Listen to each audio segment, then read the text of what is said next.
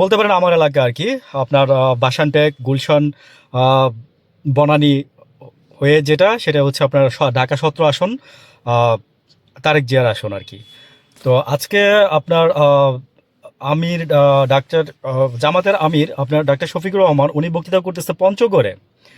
তো আমি যেটা বলতে চাচ্ছি সেটা হচ্ছে যে তারেক রহমান সাহেব আপনার বলছে যে 4 কোটি মানুষকে আপনার সারা বাংলাদেশে 4 কোটি মানুষকে তারা কার্ড দিবে।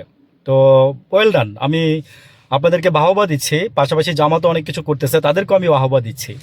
তো এখন বস্তিবাসী যারা আছে আপনার ইয়েতে বাসানটেকে, তাদেরকে বলছে যে পুনর্বাসন করে দেওয়া হবে। তো শুধু বস্তিবাসী কেন ভাই, আমি বলতেছি যে ঢাকা শহরে যারা আমার বাসার নিচের থেকে বেরোলে আমি যাদেরকে গরিব মানুষ দেখি তারাও থাকতে পারবে না। তারাও থাকতে পারবে না। মাছ বিক্রেতা মাছ বিক্রি করবে, সেটা তার আপনার পলিসিতে বিক্রি করবে। আমি ক্রেতাও যেন না ঠকে, বিক্রেতাও যেন না ঠকে।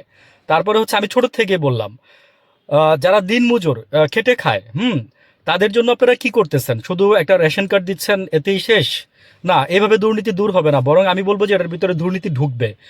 কোত্থেকে বলতেছি? অতীত এক্সাম্পল থেকে বলতেছি। যদিও তারেক রহমান সাহেব নিজে বলছে যে দুর্নীতিকে আর প্রশ্রয় দেওয়া হবে না, এগুলো আমরা বিশ্বাস করি না, সত্যি কথা যেটা। কারণ আগেও অনেকে আপনারা বলছেন। তো তো আপনারা আবার বলতেছেন যে জামাত কখনো দেশ চালায় নাই, জামাত কখনো ক্ষমতায় আসে নাই, তাদের রাষ্ট্র পরিচালনার আপনার অভিজ্ঞতা নাই, আপনারা এগুলো বলতেছেন।